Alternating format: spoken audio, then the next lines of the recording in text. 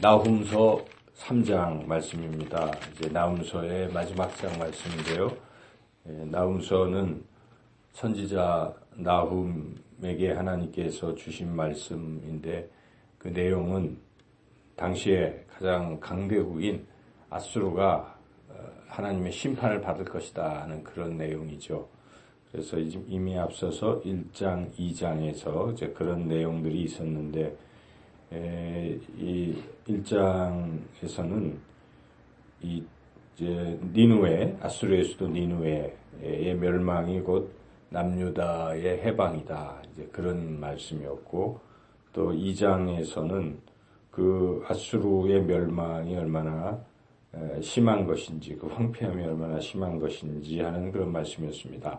이제 3장에서는 이제 반복되기도 하지만 특별히 왜 아수르가 멸망해야 되는지 그 이유, 그리고 그 멸망의 참혹함이 이제 3장에 나와 있습니다. 그 멸망의 이유가 무엇인가? 아수르가 멸망한 이유는 이제 오늘 본문의 1절과 4절에 나와 있습니다. 먼저 1절 말씀을 같이 한번 읽어보겠습니다.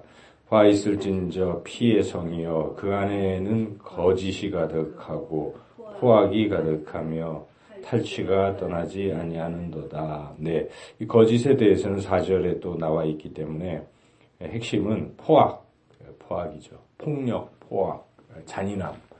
이것 때문에 아수르가 멸망했다는 것입니다. 실제로 역사적으로 볼 때 아수르의 그 모든 왕들, 대부분의 왕들은 참 잔인했다고 합니다. 그래서 다른 나라를 정복할 때 보통은 다른 이 백성들은 살려두는데 이 아수르는 아주 폭력을 행사해서 거기에 어린아이들이나 부녀자들까지도 다 불에 태워 죽이고 아주 잔인함을 드러냄으로써 다른 나라가 두려워하도록 그렇게 그러한 아주 잔인함, 포악함이 가득한 이런 것을 하나님은 내버려 두시지 아니하십니다. 특별히 우리 하나님께서는 약한 사람을 괴롭히는 자들은 반드시 응징을 하십니다. 약자를 괴롭히는 것, 특별히.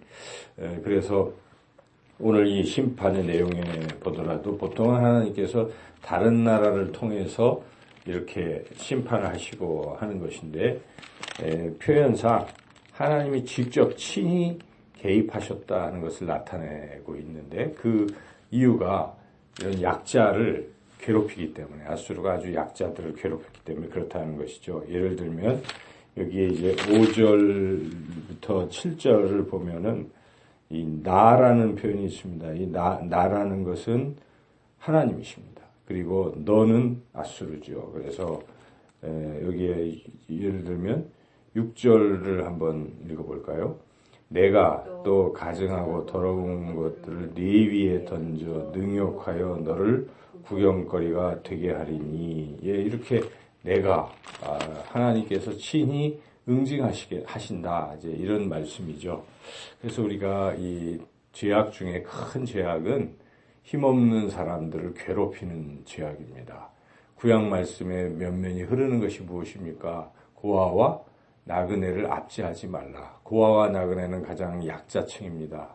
그럼에도 불구하고 이스라엘이 나그네, 이방 나그네들을 압제하거나 고아들을 또는 과부들을 괴롭히고 착취하고 하는 이런 것에 대해서 하나님이 용서하시지 아니하시죠. 오늘날도 우리가 이 시대에 이 땅에 수백만의 이런 노동 이주민들 해외에 오신 분들이 많이 있는데 물론 그분들이 범죄하는 것 때문에 우리가 또 골치를 아파하기도 하지요. 최근에. 하지만 그 가운데에 많은 사람들은 억압받고 있을 수도 있습니다. 그래서 그런 분들의 권익을 옹호해주고 또 하는 것이 참 귀한 일이죠. 약하다 해서 함부로 급여도 안 주거나 뭐 인권을 유린하거나 하는 것은 하나님이 가장 싫어하시는 죄악이다. 그래서 우리의 마음은 항상 주님의 마음으로 연약한 사람들과 함께하고 그들 편에 서고 그들을 도와주는 그런 삶을 살아야 한다는 것이죠. 아수르는 이렇게 약자들을 괴롭히기 때문에 하나님의 심판을 받았다는 것이고, 두 번째, 아수르가 멸망한 이유는 1절에도 그 거짓이라는 말이 나와 있는데 4절에 그 거짓이 무엇인지를 다시 한번 구체적으로 말씀하고 있습니다. 4절 말씀 읽어보겠습니다. 이는 마술에 능숙한 미모의 음녀가 많은 음행을 함이라. 그가 그 음행으로 여러 나라를 미혹하고 그의 마술로 여러 족속을 미혹하느니라. 예, 여기 마술이라는 것은 뭐 우리가 핵심이 사실은 남의 눈을 속이는 거잖아요. 그러니까 결국 마술, 이런 음행도 여자가 음행으로 호리고 하는 것도 결국 미혹, 유혹인 것이죠. 그 유혹의 핵심은 속임수에 있다는 것이죠.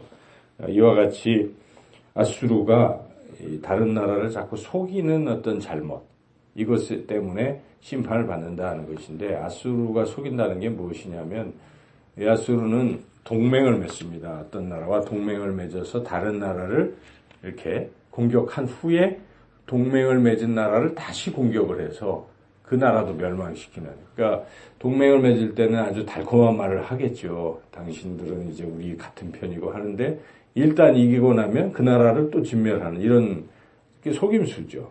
이 대표적인 예가 남유다인데 북이스라엘과 아람을 아수르가 멸망시키지 않았습니까? 주전 이제 722년 그때에 이 아수르 왕이 남유다의 아하스 왕에게 이제 우리하고 같이 하면 너희들은 살고 그쪽만 이제 멸망시킨다 이런 식으로 했을 때 아하스가 그 꾀임에 빠진 것이죠. 그때 선지자 이사야에서 보면은 속지 말라고 하나님만 의지하고 아수르를 의지하지 말라라고 그렇게 이야기했건만 어리석고 악한 왕인 아하스는 속아서 결국 아수르가 북이스라엘과 아람을 멸망한 후에 군대를 돌린 거죠. 아하스에게. 그래서 굉장히 이제 그 아하스 왕 시대에 침탈을 당했고 그 뒤에 아하스의 아들 히스기야 왕 때도 남유다가 굉장히 어려움을 겪었죠. 그렇지만 하나님께서 개입하셔서 당시에 그 산헤립이 아수르 왕이었는데 군대를 끌고 했지만 하나님께서 그들을 다 송장이 되게 하시고 돌아가게 하시고 그 산헤립은 돌아가서 신하들에 의해서 죽임을 당하고 그때부터 아수르가 점점 쇠퇴해지기 시작한 것이죠. 여하튼 그 속임수를 쓰는 이러한 죄악 때문에 하나님께서 징계하신다 하는 것이죠. 그래서 이 속임수는 하나님이 싫어하시는 것입니다. 십계명에도 우리가 이웃에게 거짓 증언하지 말라 제9계명에 나오지 않습니까? 그래서 하나님은 거짓말하고 속이는 것 싫어하십니다. 그것은 불의한 것이고 이 저울추도 속이는 것 이거 하나님 굉장히 싫어하시잖아요. 구약에서도. 그래서 우리가 그런 속임수를 쓰는 것은 하나님의 진노 또 징계를 받게 된다는 것을 우리가 기억하고 모든 일에 참되고 진실되고 정직하게 사는 것이 하나님의 자녀요 또한 하나님이 기뻐하시는 그런 삶이 될 것입니다. 지금 아수르가 이러한 죄악을 범해서 멸망하고 있는데 이제 지금은 사실은 아무 멸망의 그림자가 보이지 않죠. 당시 예언이 있었던 것은 아수르가 멸망하기 수십 년 전의 일인지라 아수르는 지금 세계 최강대국인데 이런 얘기가 들어올 리도 없겠죠. 그렇지만 하나님께서 그러한 악은 멸망할 것이다 라고 지금 선지자 나훔을 통해서 예언하고 있는데 여기에 이제 묘사되는 것들은 순식간에 아수르가 멸망할 것이다. 아주 참혹하게 멸망할 것이다. 아수르가 다른 나라를 그렇게 괴롭힌 것과 비슷하게 똑같이 그 이상으로 멸망하게 될 것이다 하는 것이 이제 2절, 3절에 막 시체가 쌓이고 넘어지고 하는 그러한 모습들 그리고 또 수치를 당하는 것 5절에서 7절 그리고 8절에서 끝까지는 그 멸망하는 모습인데 아주 신속하게 이제 멸망할 것이다 하는 모습을 표현하고 있습니다. 특별히 당시의 최강대국인 아수르가 멸망할 것은 꿈에도 생각하지 못하는 일이고 자신들도 우리가 멸망할 것이라는 것은 전혀 생각지도 않고 있지만 멸망한다는 것입니다. 마치 그 예를 든 것이 노아문과 같이 그렇게 멸망할 것이다 하는 것인데 여기 8절이 그런 말씀인데 한번 읽어보겠습니다. 내가 어찌 노아몬보다 낫겠느냐. 그는 강들 사이에 있으므로 물이 둘렀으니 바다가 성루가 되었고 바다가 방어벽이 되었으며 9절 구스와 애굽은 그의 힘이 강하여 끝이 없었고 북과 루딤이 그를 돕는 자가 되었으나 그러니까 지금 노아몬은 아몬의 도시라는 뜻인데요. 아몬은 애굽의 수도였습니다. 테베라고 하는 애굽의 수도인데 그 수도는 지금 나일강으로 둘러싸여 있고 그러니까 뭐 방어벽이 자연스럽게 외적이 침입할 수가 없는 거죠. 배 타고 와야 되는데 안 되잖아요. 그러니까 모든 것이 지금 도저히 무너질 수 없는 난공불락의 도시 같은 노아몬도 순식간에 사실은 아수리에 의해서 멸망당한 것이죠. 이렇게 순식간에 멸망할 텐데 너희가 노아몬보다 낫겠느냐. 지금 니느웨가 철벽이라고 자랑하지만 순식간이다. 하나님께서 지금 그런 말씀 하시는 것입니다. 그래서 그들이 지금 멸망하는 모습, 모든 방백도 다 메뚜기처럼 떠나고 주변에 왕 주변에 아무도 없고 다 망한 모습, 이런 모습을 좀 묘사하고 있습니다. 그래서 그 당시의 최강대국인 아수르도 곧 멸망하고 만다 하는 것을 예언하고 있습니다. 우리가 이 말씀을 읽으면서 생각해야 될 것은 이 아수르는 곧 오늘날 세상이라고 봐야 되는 것입니다. 이 세상이 아주 지금 망할 것 같지가 않잖아요. 온 세상이 그냥 또 악인들이 형통하고 멸망할 것 같지 않습니다. 그렇지만 순식간에 멸망한다는 것입니다. 우리가 성경을 보면 그 소돔과 고모라 이야기가 나오지 않습니까? 소돔과 고모라 당시에 부의 상징이요, 막 쾌락의 도시, 그런 도시예요. 그래서 롯이 그냥 어디로 갈래 하니까 소돔과 고모라를 택할 정도로 세상적으로 아주 부귀영화가 가득 찬 그 소돔과 고모라였습니다. 그런데 하나님께서 진노하시사 불과 유황불로 그 소돔과 고모라를 흔적도 없이 사라지게 하셨죠. 그와 같이 멸망하는 것입니다.